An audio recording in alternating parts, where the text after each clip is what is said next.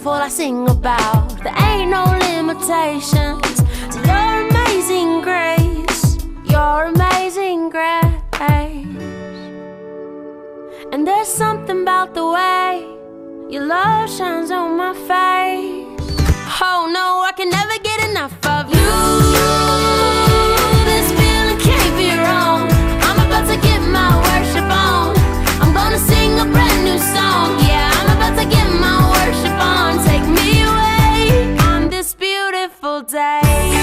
Yeah, yeah, yeah. It's a beautiful day. Yeah, yeah, yeah. It's a beautiful day. Yeah, yeah, yeah. It's a beautiful day. Yeah, yeah, yeah. Such a beautiful day. It is a great day to be alive. If you have the activities of your limbs, why don't you just give God some praise? Hallelujah. Because he's so worthy to be praised. He woke you up this morning, started you on your way. You're able to wave your hands, move your feet. And for those of you that are watching me that say, Miss Tammie, I can't do that. You have breath. Look, in your lungs, you can breathe. So that's enough just to say, thank you, Lord. And if he never does anything else for you, my God, he's already done enough.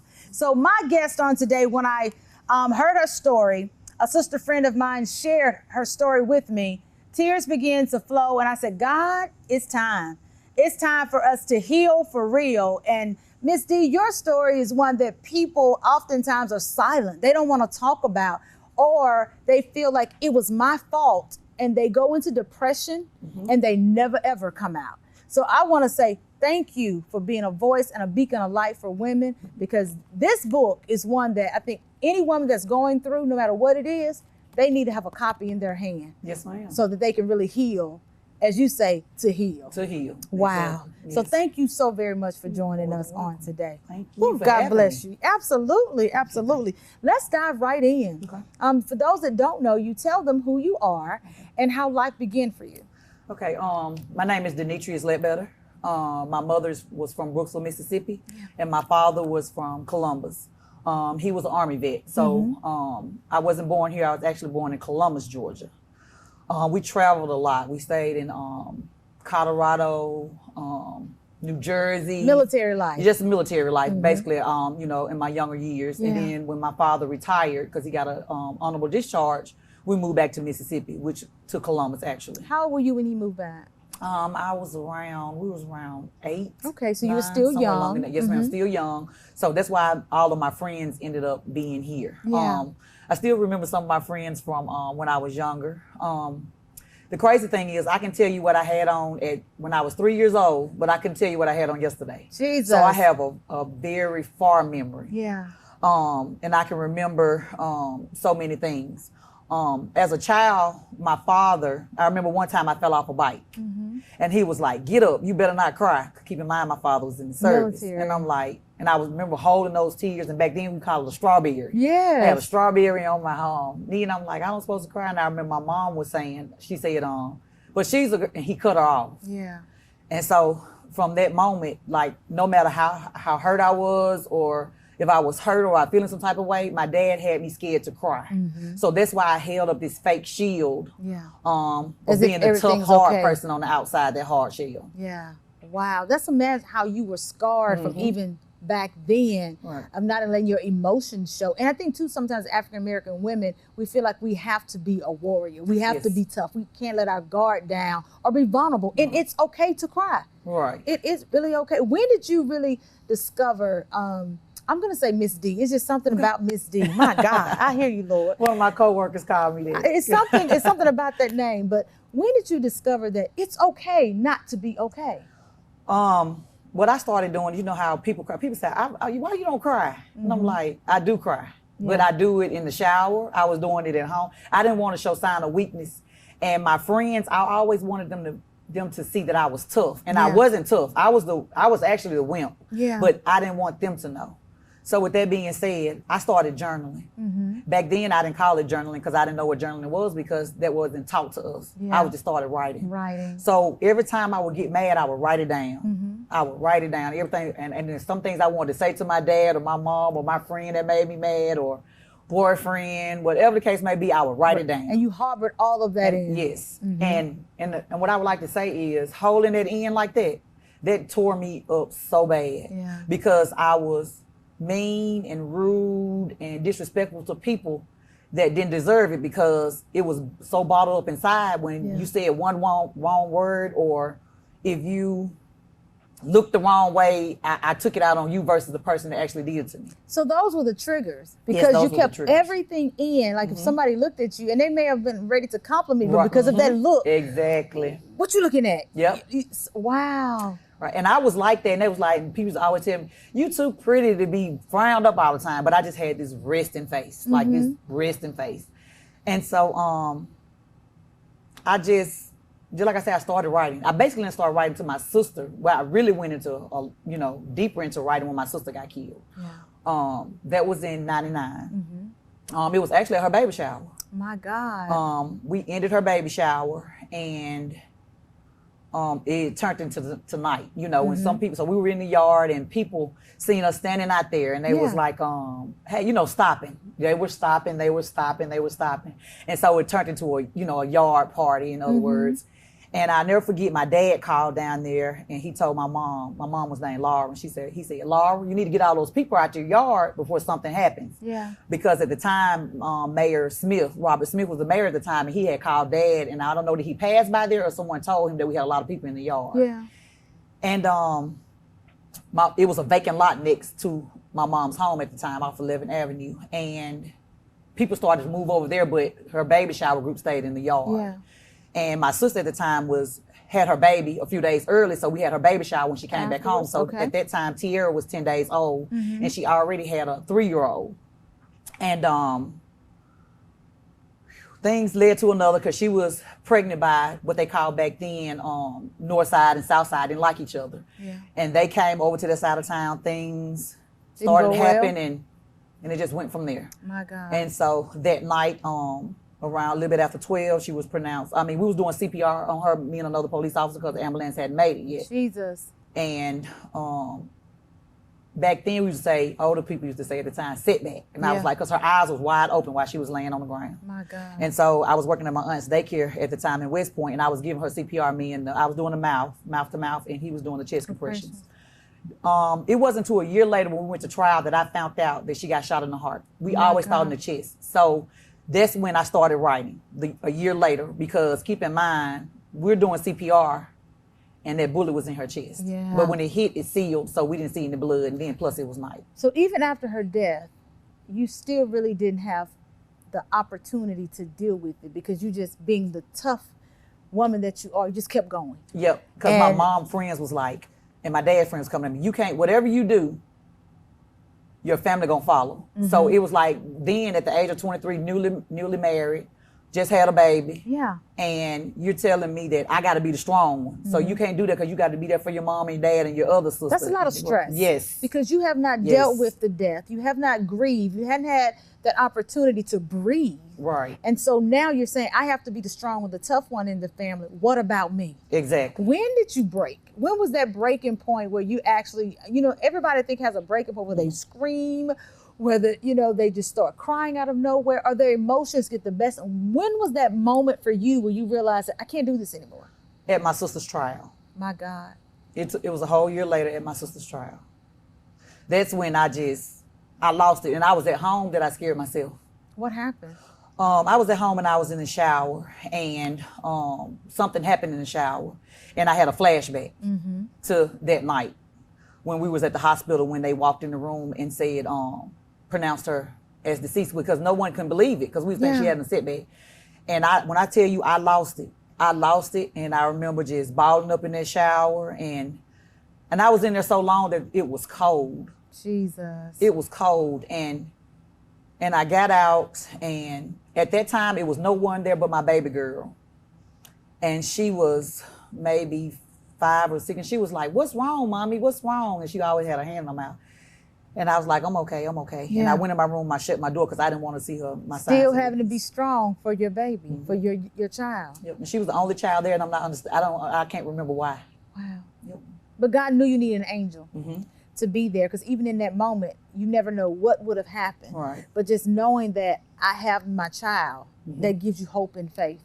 A year later, okay, you go to the trial, things happen, you have a setback. Now you are literally having a setback mentally because you haven't dealt with it. And one of the things about when life happens, if you don't deal with it, it will deal with you. Yes, ma'am. At some point, there will be an outburst. Something will happen, a trigger, where it's almost like you will lose your mind. And I'm speaking personally because I had 2 sons who passed away within 2 months of each other.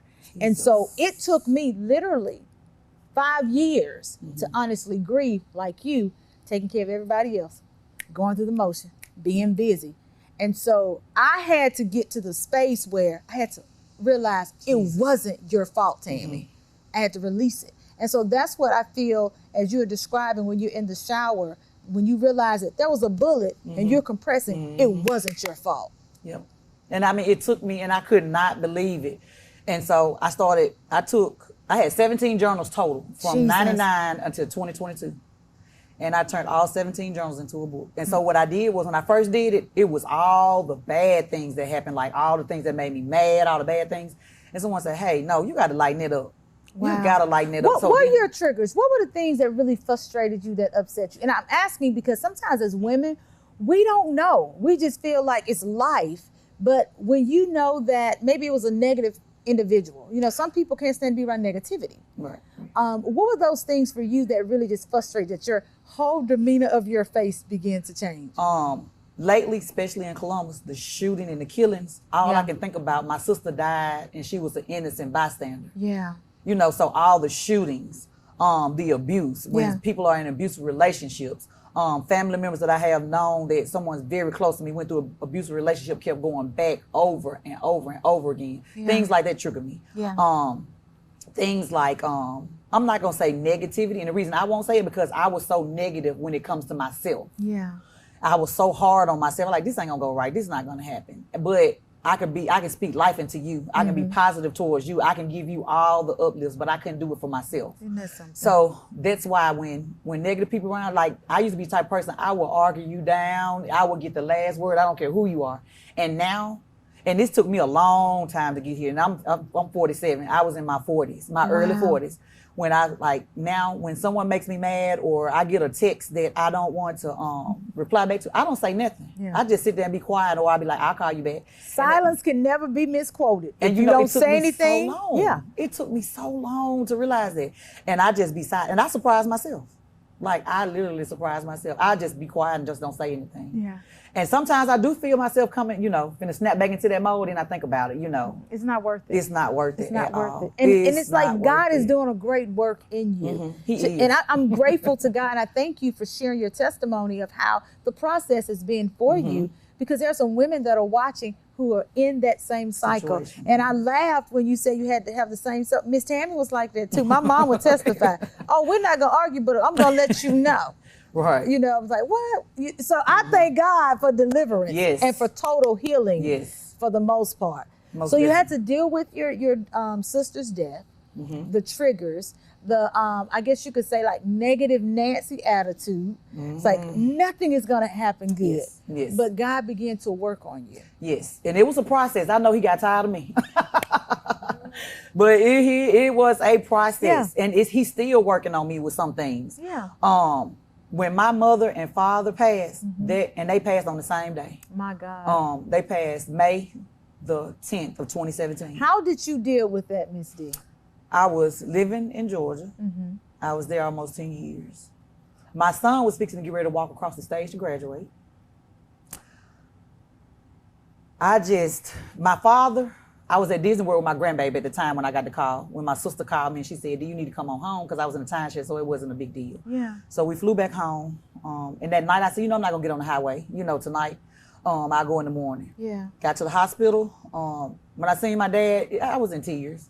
I didn't even recognize him. I thought I walked in the wrong room. I went back to the nursing station, asked, was I in the wrong room? My God. Because he didn't look like himself. But I was at peace with him because he told me he had lived his life and, and don't resuscitate, let him go. He didn't need everything, And so I was at peace with him. But my mom, how I'm sitting up here talking to you today, that's how I was talking to my mom the day that she passed, the same day. And so, and I believe, and the things that I think bother me the most is that I believe my mom knew that she was fixing to go, but we didn't know she was fixing to go. Yeah. And it's some things that I wish I would have said, what I would have done differently. But you know, we all do that, and we always say all the time, give them their flowers while they're here. Yeah. You know, say this and do this while they're here. We say that, but we don't show what we're saying. We always do it when it's too late. And that's so important that you said that. That's a nugget right there for someone. You know what? Be a blessing. Love on them while they're here, because when they're gone, you can never get those opportunities back. You cannot get it back. And I'm like in disbelief because my mom and dad, they got married March the 1st of 1973. And they passed 3 hours and 1 minute apart. My God. They were still legally married, but they had been separated over 25 years. Wow. Yep. The emotions, the roller coaster ride, what would you tell someone that's watching right now who's grieving? Because you're living proof that God will sustain you, that God will keep you, that He will preserve your mind. What would you tell someone right now that's grieving the loss of their mother or father or their sibling? To let go. Do not let a person on the face of this earth tell you how to grieve. Yeah. Find a safe place. You don't have to do it publicly. Yes. Everyone handles grief differently. Absolutely. I see people say all the time, people on the internet, if you can cry on the internet while you going live, that's not real. How do you know that that's not their outlet? Right. Who are you to judge? Absolutely. Some people like me, for instance, I'm a self-motivator. I'm at home and I'm like, D, you got this. I talk to myself. I don't answer myself. I'm tickled that you say that, because before you were talking negative. Now you have the affirmation say, D, you can do this. Yes. That is amazing. That is correct. When I tell you, I have a pep talk to myself. Amen. When I walk into my job, I work at the bank. Yeah. When I walk into my job, I'm like, Lord, be with me today. Amen. And usually I be like, whatever finna come at me, I'm gonna tackle it. But now I say, Lord, be with me today. Thank you, Jesus. Give me the right mind frame. Give me the right, lead me. Give me some understanding. Absolutely. Let them talk. Because sometimes I just take over. Let them talk. Let them talk and let them get it out. But if you're grieving, let it go. Yeah. At your own avenue.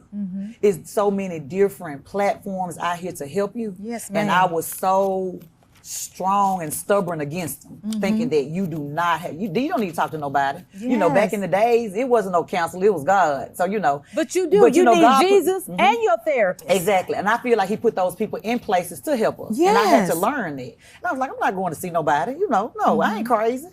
And I needed to see someone. And when I did, and you talk to someone that doesn't know you and doesn't know your story, and you let it out, it's like, when did you know that it was time for you to go see someone? Last year, in 2022, when I was 46 years old. And I mean, better late than never. Yes. And I really wish that I would have done it way before now, because I feel like I would have been in a better place way before now. Yeah. So with that being said, don't wait. Don't, make that doctor's appointment. It's so many, like my job, they have a free hotline. If you can't, people say, I can't afford them. I can't afford them. It's online therapists. Yes. You can go to non-clinical therapy, yes, where you just can go to someone. My friend's, one of my friend's wives, it's called Chit Chat, and it's considered non-clinical therapy. Yeah. And she talk, you can talk. I mean, it doesn't always necessarily have to be medicine, because I told them I do not want no medicine. Do not put me on medicine. I think a lot of times we just need someone just to listen. Yes. Let me talk, non-judgment zone. Exactly. And just listen. Right. Because honestly, truthfully, you know what you need to do. You just need someone just to listen. And I didn't want to get on meds because of my father. My father was he got hurt in the service when he was in the Army. And, he was on pain meds. And then after a while, pain meds didn't work. He started turning to different things. So that's how he turned into a drug addict. Yeah. And that's what's all that stuck in the back of my mind. So I'm still going to therapy for that. Just because he was hooked on certain drugs don't mean that you're going to get hooked on them. Yeah. So I had to take that. And I'm going through that now. That's what I'm dealing with now. And I'm not scared to let everyone know about that, because someone may be dealing with that. And, just because your father, your mother, this go back to generational curses. Yes, ma'am. Just because your father, your mother, your sister, your aunt, or someone to that nature was on drugs or mistreated you, or did this to you or did that to you, doesn't mean that you have to follow suit and do those things. You can be that change in this generation. Absolutely. To make them so that your children, your grandchildren, Yes, your ma'am. great grandchildren, and so forth won't have to even know about those Absolutely. generational curses that you actually had You when have you was to a child. cut it off from the root. You have to cut it off Like you said, you and plant your own tree. that was a fear of you becoming like your father. And you Yes. say, it's not happening here. So you did the necessary things that you needed to do to make sure that it did not happen. Exactly. And the first thing was going to therapy. Yes, most definitely. And I just hate that it took me so long. Yeah. And with my children, yes, I made mistakes as growing up, raising them because I was a young mother. Do I regret any of it? No. Yeah. And the reason I don't regret any of it is because it made me who I am today and who they are today. What best advice would you give to a parent in this day and age? Because they say that the times have changed. I don't think the times, it's so much the parenting. Yes. You know, I grew up with tough love. Yes. And I thank God for that. Right. Of being taught. For instance, dinner, there were not several different options. Oh, This is what you're exactly. going to eat, and eventually you'll get hungry, you'll eat it. It wasn't, I want Zaxby's, or I want McAllister's, and I want some pizza. No, ma'am. That's how it If was. I cook spaghetti, that's what you're going to eat. Yes. Or you didn't eat. Absolutely. You know, this generation is very different. Ms. Rhonda was on the show earlier. It's something that she said. You have to be a role model for your kids, and you know your character goes a long way. But me as a person, I'm me. Yeah. I'm D. And people that been knowing me all their life, I'm always gonna be D. And I'm not finna sit up here and tell you that I'm not gonna have my fun. I'm not gonna, speak my mind because that's the type of person that I am. But I am gonna do it in decent and in order. Well, this is the thing that I see. God is molding you, and take it from me. I was just like you in that capacity. Whatever I thought, I said. Yep. But when the Holy Ghost began to deal Take over. on my tongue, Yep. it would be moving, Yep. but nothing would come out. Right. And the words are here, and I'm just like, and he's like, I'm not going to allow you. Right. Because some things you don't have to deal with. You don't, exactly. Vengeance is not yours. I'll fight your battles for you. Right. I'll take care of that. And so I've learned over the years, just be still. Be still. And let God be Yes, God. Let God be God. Shh.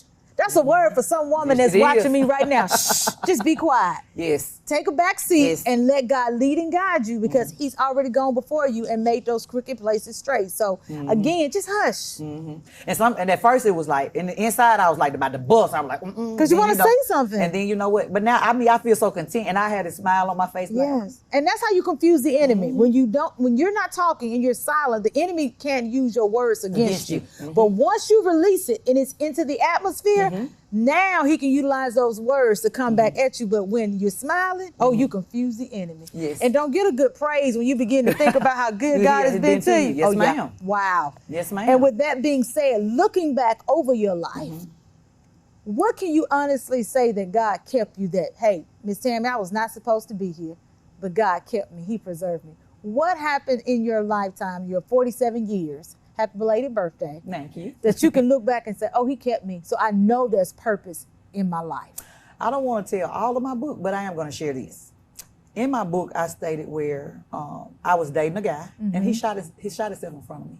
Jesus. And he initially pulled the gun on me first before he shot himself. And he was trying to prove that he didn't do it intentionally. He was trying to prove to me that it was no bullets in the gun My God. because it was jammed. And he ended up, he ended up living. But that right there just had me so numb and in a different place. Yeah. And people were asking me questions. And do you know, I never told them the full story. My I God. never told anyone the full story. No one. No one knew but me, him, and God. Yeah. And my children was in the home, but they would sleep at the time because it was late night. But I did tell it in the book. My God. So if you want to know the full story, you all need to purchase a copy of the book. Oh, yes, ma'am. I'm more concerned more so of the mental capacity. But because for someone to have a gun in front of you and then turn around and shoot themselves, but you're already dealing with so much because you've been told as a child, don't cry, hold it in, keep it together. You got to be the strong one. At some point, you're about to explode. Yes. And so this happens. God kept you. I had a daycare center. I had just opened a new daycare center on Gardner Boulevard in Columbus. I had so much. This was the uptime in my life where things was going perfect. Jesus. I had just got a house. The daycare. My children excelling in school. just everything that I ever could dream for, because we didn't have that when I was a child. When I say we had the bare minimum as a child, me and my 3 sisters slept in the same bed till I almost was a teenager. My God. So we didn't have the luxury as my friends had. We didn't have all of those things. So, things were just going good, and all of a sudden, Life this happened. happens. And it happened in the amount of 2 minutes. My God. It didn't. It is unexplainable. I never in a million years thought I would see something like that other than on TV, And even And it after happened. that, you still did not go to counseling. I did not go to counseling. I did not go to counseling because my father talked to me, and I told him bits and pieces of what happened. I didn't tell him the whole story. And before they passed, they never knew the whole story. My God. And I was like, he was like, well, you're a soldier. you know you're a soldier. You got this. So I'm thinking I'm a soldier. I got this. And I let that just. You'll be amazed that my father, like my dad's, like whatever he thought, You really, believed. I had to. That's what I had to be. You believed. I had to be there. And so even in relationships, friendships, family, I always had to be the hard one, Yeah. And I wasn't hard, but I wanted them to feel like I was. Yeah. Because that's what I was trained. And, and when I had my book signed, I apologized to all of them for showing, like not being the person that I really was and having a shield over me, pretending to be someone that I wasn't, because I wanted to live up to my father's expectations. I hear freedom. Oh, that yeah. you've been liberated. Oh, yes. And a lot of times people don't apologize, but when you said that, my spirit just leaped. It's like I jumped, because when you apologize and you forgive someone, you are freeing yourself. Oh, yes. And people don't understand it. Yes, Yeah. you do. How did you feel when you, in that moment, began to say, I'm sorry, forgive me? I wanted to break down. Honestly, you remember you were saying earlier about the hair and the makeup? I wanted to Yes. break down. I had to catch myself, because deep down and truly, I am and was. I am so sorry, because that's not who I was. For so many years, I was somebody that I was not. Yeah. I was not that person. And it was in the inside, because I would go off on you, and I'd go home like a little baby and like, oh my God, I shouldn't have done that. Like crying inside, Yeah. oh my God, I hope she's not mad at me. I hope we still friends. I hope, this, that, and the other. And, all of it didn't have to do with my father. I'm going to be honest with you. It had to do with another family member as well. Yeah. She treated me, let me put it like that. I felt as a child, she treated me so bad that instilled in me as well. Yeah. So I had like my father and a family member that just treated me different from my other first cousins. And that affected you for the rest of your life. And it affected me, and I just felt like I just wanted to be this bully. Wow.